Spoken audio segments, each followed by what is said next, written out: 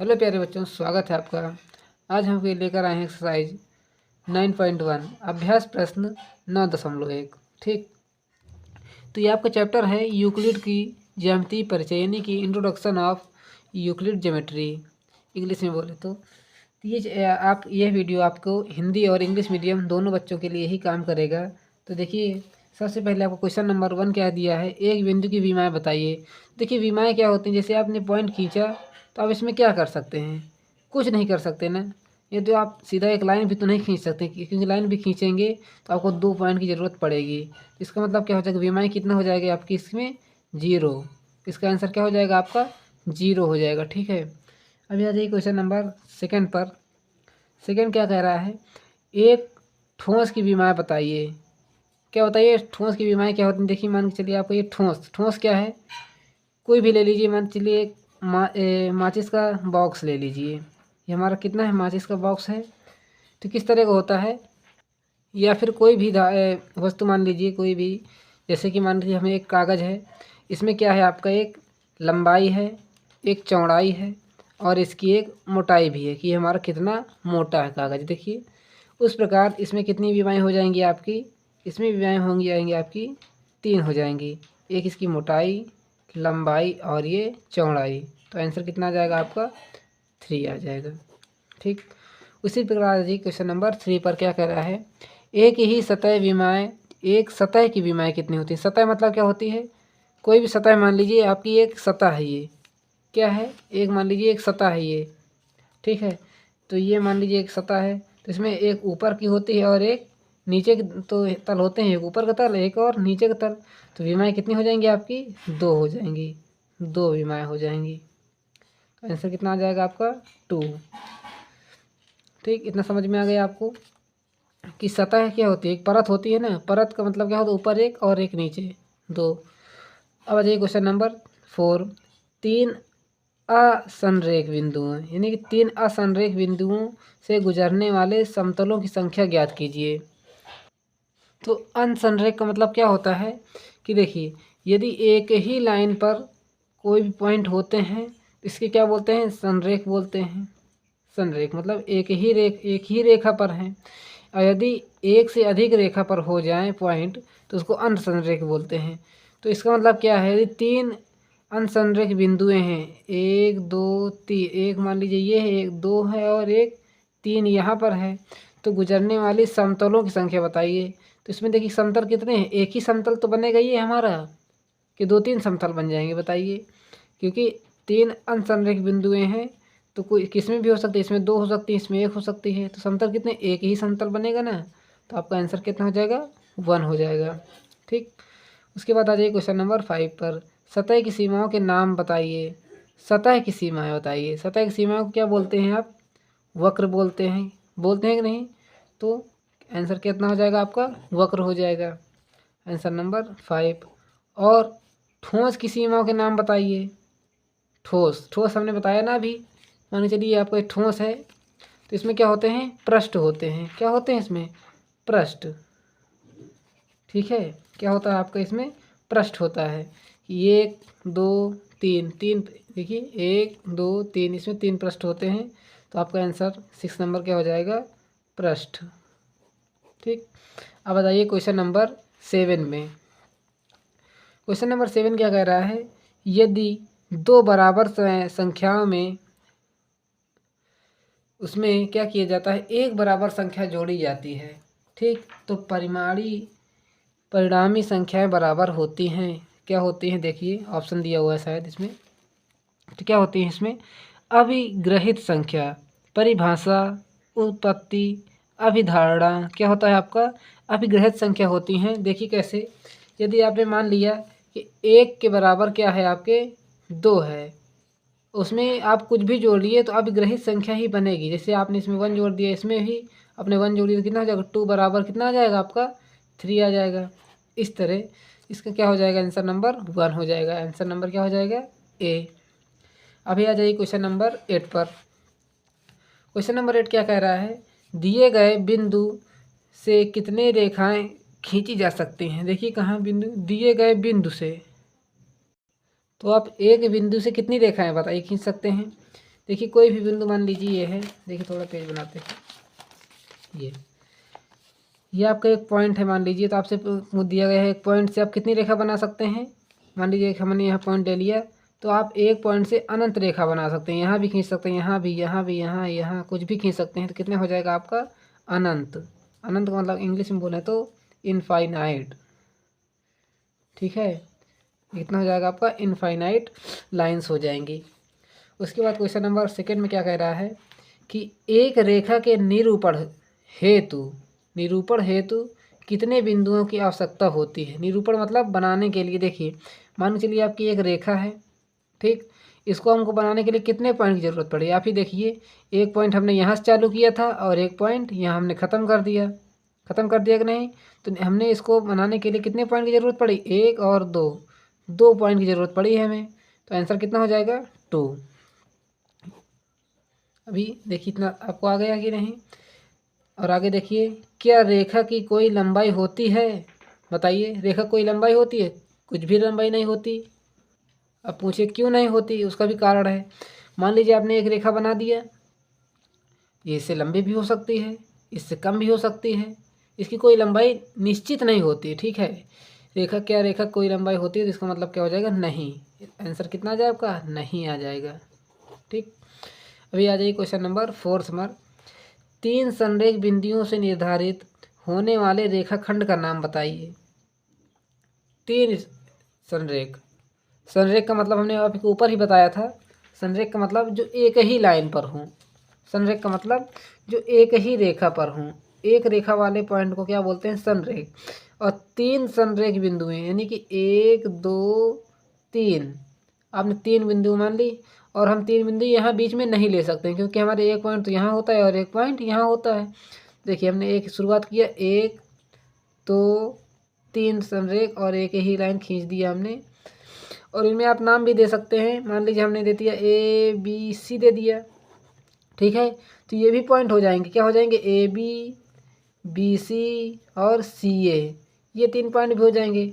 पर यदि आप आंसर के अकॉर्डिंग चेक करेंगे तो आंसर आपका क्या देखिए PQR में आएगा। PQR में दे रहा है आपका आंसर, तो आप इसमें ले सकते हैं। देखिए पहली ये हो जाएगी तो PQ, फिर ये दूसरी रेखा हो जाएगी QR, और ये तीसरी रेखा हो जाएगी PR। ठीक है, तो ये क्या हो जाएगा आपका फाइनल आंसर। अब चलिए करते हैं क्वेश्चन नंबर 9। तो अब प्रश्न नंबर 9 आपसे क्या कह रहा है कि संलग्न चित्र में निम्न के नाम बताइए। निम्न मतलब ये जो आपके दिए हैं 1 से 5 नंबर क्वेश्चन, इनको आप बताना है। देखिए सबसे पहले तो बताना है 6 बिंदु, ये आपका फिगर दिया गया है, उसमें 6 बिंदु बतानी है। तो 6 बिंदु देखिए कोई भी हो सकती हैं। देखिए AMEPGDHS, कोई भी आपको 6 बिंदु ले लेनी है। तो हम क्या लेते हैं, देखिए ए हमसे शुरुआत होता है, तो हम ABCDE, देखिए कितने लेने, 1 2 3 4 5 6, ABCD ले लिया। देखिए ABCD है कि नहीं, A है, B है, C है, D है, E है और F भी है। तो हम F भी ले लेते हैं, क्योंकि हमको यही आंसर में दिख रहा है। तो हम क्या कहते हैं, आपको समझने के लिए तो बहुत ही आसान हो जाएगा, कि रट्टू तोता होते हैं कुछ लोग। तो देखिए समझना भी बहुत ज़रूरी है, रटने से काम नहीं चलेगा। आप कोई भी पॉइंट ले सकते हैं। देखिए हमने जैसे A ले लिया, M ले लिया, E ले लिया, G ले लिया और B ले लिया। ऐसे पॉइंट लेने जो आपको ये लाइन में दिख रहे हैं। देखिए P है और R भी है, P है R है। तो 1 2 3 4 5 6, देखिए हमने 6 पॉइंट यहाँ तक हो रहे हैं। ये पॉइंट भी हो सकते हैं, पर आपका आंसर जो दिख रहा है वो आपको लिख लेना है। ठीक, अब यह देखिए क्वेश्चन नंबर 2 में क्या कह रहा है आपसे कि 5 रेखाखंड बताइए। रेखाखंड का मतलब जहाँ से आपकी रेखा कट रही हो, ऐसे पॉइंट बताना है आपके। तो देखिए रेखा कहाँ कहाँ से कट रही है। सबसे तो पहले यहाँ कट रही है, ये रेखा कट रही है कि नहीं, पूरी है, इससे कट रही है कि नहीं, आपकी रेखा कट रही है। तो यहाँ देख लीजिए आप क्या कर रही है, EG, तो आपका एक हो जाएगा EG पॉइंट हो जाएगा। ठीक है, ये रेखा कट रही है ना हमारी। उसके बाद देखिए ये कट रही है, तो ये भी कट रही है, FH भी कट रही है, तो हमारा क्या हो जाएगा, FH हो जाएगा। दूसरी रेखा कौन सी कट रही है हमारी, एक ये रेखा कट रही है, कौन सी, ये वाली, MN भी तो कट रही है, तो MN हो जाएगा। उसके बाद देखिए यदि ये कट रही है तो हमारी ये लाइन भी तो कट रही है, PQ, तो हमारे पॉइंट क्या है, EF भी हो जाएंगे। तो एफ ले लीजिए। उसके बाद ये आर और एस भी कट रहे हैं तो हमारे ये पॉइंट ये काट रहे हैं ना ये लाइन, तो जी एच हो जाएंगे आपके पॉइंट जी एच। देखिए कितने पूछ रहा था, 5 पूछ रहा, तो 1 2 3 4 5 हमने बता दिया। यही क्या हो जाएगा आपका आंसर हो जाएगा। अब बताइए क्वेश्चन नंबर 4 यानी 3 सॉरी, क्या कह रहा है 4 किरणें बताइए। अब बताइए किरणें क्या होती हैं, किरणें क्या होती हैं आप सोचिए जरा। जो हमारे किरणों जैसे बना हो, किरणें मतलब क्या होती हैं, जैसे आप सूर्य समझते हैं ना, सूरज, जब सूरज की रोशनी होती है तो किरणें आती हैं कि नहीं, ऐसे करके ऐसे आती हैं ना, किरणें चारों तरफ आती हैं। तो ये क्या है हमारी किरणें हैं। किरणें से आप समझ लीजिए कि जो भी देखिए आप ये तीर निकल रहा है, तीर निकल रहे हैं ना, यही हमारी किरणें हैं। तो क्या आपको 4 किरणें बताना है क्वेश्चन नंबर 3 पर, तो बता दीजिए कोई भी 4 किरणें। एक ईपी बता दीजिए, देखिए ये पॉइंट निकल रहा है तो ईपी बता दीजिए। दूसरा जी आर जी बता दीजिए, या तो जी आर लिख दीजिए। तीसरा इधर निकल रहा है, किरणें निकल रही हैं कि नहीं, तो जी बी बता दीजिए। और एक एच डी बता दीजिए। आप 4 किरणें बताना है, जो आपको आंसर में दिख रहा है उसको भी आप कर सकते हैं। देखिए हमको समझाने के लिए आपको बता रहे हैं, क्योंकि ये हमेशा लर्न हो, 1-2 बार के लिए आप नहीं पढ़ रहे हैं, ये तो हमेशा के लिए ही पढ़ रहे हैं। अब आ जाइए क्वेश्चन नंबर 4 में। क्वेश्चन नंबर 4 क्या कर 4 रेखाएं बताइए। तो देखिए हमारे तो बहुत ही सरल है। रेखा क्या है आपकी, देखिए ये एक लाइन जा रही है, ये आपकी लाइन है, ये आपकी एक लाइन जा रही है, ये एक आपकी रेखा है, ये जा रही है, एक ये है, एक ये है। रेखा तो आप बता सकते हैं। देखिए क्वेश्चन नंबर 4 तो बहुत ही सरल पूछ लिया गया है। रेखा आपकी एक ए बी है, ए बी है कि नहीं, सी डी है, सी डी ले लीजिए। उसके बाद पी क्यू ले लीजिए, उसके बाद आर एस ले लीजिए। तो देखिए 4 रेखा हो गई हैं आपकी। यही क्या हो जाएगा आपका फाइनल आंसर होगा। अभी आगे बताइए क्या पूछ रहा है क्वेश्चन नंबर 5 में कि 4 संरेख बिंदु बताइए। संरेख का मतलब जो एक ही रेखा पर हो पॉइंट, उन्हें संरेख रेखा कहते हैं। बार बार हमने आपको बताया है ये चीज़। तो इसका मतलब क्या है, देखिए एक पॉइंट पर 4 संरेख बताना है, तो एक लाइन है ये आपकी ए बी। ए बी पर कितने पॉइंट हैं आपके संरेख बिंदु, ए है, एम है, ई है, जी है, बी है। तो आप इसी को ले लीजिए। 4 बताना है आपको, तो आंसर आपको कितना आ जाएगा, A M E ji, A M E जी। यही क्या हो जाएगा आपका फाइनल आंसर हो जाएगा। अब चलिए करते हैं क्वेश्चन नंबर 10। यदि आपको इतना आ गया हो तो आगे बने रहिएगा वीडियो में, और वीडियो स्किप करके मत जाइएगा, ठीक है। जैसे देखिए क्वेश्चन नंबर 10 है आपका, क्या कह रहा है निम्न में से कौन सा कथन सत्य है। इसमें ट्रू एंड फॉल्स में आपको आंसर देना है, ठीक है, सत्य और असत्य में देना है। देखिए पहला क्वेश्चन आपसे कह रहा है कि एक रेखाखंड की कोई लंबाई नहीं होती। बताइए क्यों नहीं होती, बताइए आप। मान लीजिए आपने एक रेखा बना लिया, उसके आपने ऐसे खंड कर दिया, तो आपकी ये लंबाई नहीं होगी। बताइए, ये तो कोई लंबाई होगी ना। इसका मतलब क्या है, ये आपका पहला आंसर असत्य है। क्या है, फॉल्स है, ठीक है। क्या हो जाएगा, फॉल्स। अभी देखिए क्वेश्चन नंबर 2, एक रेखाखंड का एक ही सिरा होता है। आप बताइए, एक ही सिरा होता है। जैसे हमने आपको बताया था क्वेश्चन नंबर 9 पर कि आपने एक रेखा बना दिया ऐसे करके, ठीक है, क्या है रेखा, और ये मान लीजिए रेखा खंड है। इसका क्या होगा, एक ही सिरा होगा, बस इधर ही के पॉइंट होंगे, इधर के पॉइंट नहीं होगा। तो ये भी क्या हो जाएगा आपका असत्य होगा, क्योंकि इसके 2 पॉइंट होते हैं। एक रेखा एक सिरा नहीं होता, इसके 2 सिरे होते हैं, ठीक। अभी देखिए क्वेश्चन नंबर 3 क्या पूछ रहा है, प्रत्येक किरण की लंबाई निश्चित होती है। अब लीजिए, आपने मान लीजिए एक किरण बना लिया ऐसे, ये मान लीजिए किरण है, क्या है, किरण, क्रिकेट निकल रहा था, ये आपकी किरण है। किरण की क्या है, ये निश्चित लंबाई है क्या। अभी आपने एक लंबी लाइन खींच ली है, ये भी तो आपकी किरण है, तो ये क्या भी निश्चित है, ये भी तो आपकी किरण है। तो इसका मतलब क्या हो जाएगा, अनिश्चित लंबाई होती है। तो क्या हो जाएगा आंसर, ये भी आपका फॉल्स आएगा, ठीक है, असत्य हो जाएगा, ठीक है। फाइनली कहें तो आपका ये असत्य हो जाएगा। अभी क्वेश्चन नंबर 4 क्या कह रहा है, किरण ए बी बराबर क्या है, किरण बी ए। मान लीजिए आपने ए बी बना लिया ये देखिए बहुत ही रद्दी टाइप का क्वेश्चन पूछ रहा है, सब असत्य असत्य होते चले जा रहे हैं। मान लीजिए ये आपकी ए बी है और इसके बराबर पूछ रहा है, क्या इसके बराबर बी ए हो सकता है। मान लीजिए हमने बी ए इतनी छोटी बना ली है, और ए बी इतनी बड़ी बना लिया। क्या ए बी बराबर बी हो सकता है? ये भी नहीं हो सकता। ये भी क्या हो जाएगा आपका? असत्य हो जाएगा। ऐसे कैसे क्वेश्चन पूछ लेता है एनसीईआरटी वाला जी। ये भी क्या हो जाएगा? असत्य हो जाएगा। अभी आगे आ जाइए, देखिए क्वेश्चन नंबर 5 पूछ रहा है, दो विभिन्न बिंदुओं सदैव एक रेखा को निर्धारित करते हैं। बताइए, दो विभिन्न बिंदु। विभिन्न बिंदु, बिंदु से मतलब क्या है? देखिए आपने एक ये बिंदु बना लिया, एक ये बिंदु बना लिया। क्या एक ये सदैव एक रेखा को निर्धारित करते हैं? देखिए बिल्कुल करते हैं, क्योंकि हमने दो बिंदुओं में केवल एक ही लाइन को बना लेते हैं तो ये एक रेखा को ही निर्धारित करते हैं। ठीक है, इसका मतलब क्या हो जाएगा? ये हमारा सत्य हो जाएगा। यदि ये एक बिंदु दे देता तो उसमें आप एक पॉइंट को निर्धारित नहीं कर सकते थे, इसमें आप कई लाइन बना सकते थे। ठीक है ना? और आपको दो बिंदु दे दिए, इसका मतलब क्या हो जाएगा? आप एक ही रेखा इसमें बना सकते हैं। क्या हो जाएगा? आंसर सही हो जाएगा। उसके बाद आ जाइए, तीन रेखाएं समवर्ती हैं यदि होती हैं यदि उनका एक ही उभयनिष्ठ बिंदु है। अब बताइए इसका, तो ये अब क्या हो जाएगा? ये भी एक सत्य ही है, क्योंकि तीन रेखाएं समवर्ती होती हैं तो उनका उभयनिष्ठ क्या होता है? एक ही बिंदु हो जाता है। ठीक, अभी आ जाइए क्वेश्चन नंबर 11 पर। क्वेश्चन नंबर 11 क्या कह रहा है कि प्रमेय एवं अभिग्रहित में क्या अंतर है? अब बताइए, थोड़ा सोचने के बाद आप क्या क्या सोचा? देखिए, प्रमेय और अभिग्रहित में क्या अंतर होता है कि मान लीजिए प्रमेय क्या है? एक निश्चित है। प्रमेय क्या होती है? एक निश्चित होती है। ठीक है, और अभिग्रहित मान लीजिए एक अनिश्चित है। क्यों? इसको एग्जाम्पल से समझाते हैं आपको। क्या होता है अभिग्रहित? प्रमेय क्या होते हैं? कोई भी प्रमेय ले लीजिए। देखिए आपको पाइथागोरस प्रमेय है। क्या होता है?